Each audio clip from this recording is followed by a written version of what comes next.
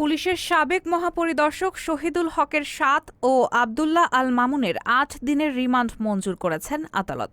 বুধবার সকাল ৭টার পর ঢাকার মেট্রোপলিটন ম্যাজিস্ট্রেট আখতারুজ্জামান এই আদেশ দেন।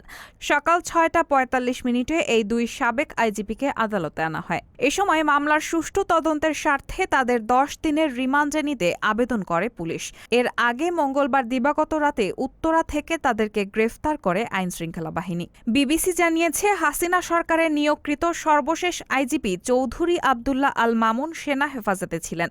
তার বিরুদ্ধে মামলা হওয়ায় সেনা হেফাজতে থাকা অবস্থায় আত্মসমর্পণের ইচ্ছা প্রকাশ করেন তিনি।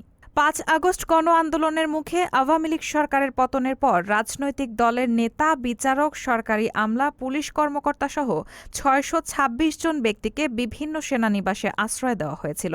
এর মধ্যে ৫১৫ জনই পুলিশ সদস্য, যাদের মধ্যে ২৮ জন পুলিশ কর্মকর্তা। আশ্রয়গ্রহীতাদের অধিকাংশই নিজ উদ্যোগে পরে সেনানিবাস ছেড়ে চলে গেছেন। এখন সেখানে রয়েছেন ৭ জন। এছাড়া বিভিন্ন অভিযোগ বা মামলার ভিত্তিতে আশ্রয় গ্রহণকারীদের ৪ জনকে আইনশৃঙ্খলা রক্ষাকারী বাহিনীর কাছে ইতোমধ্যে হস্তান্তর করা হয়েছে।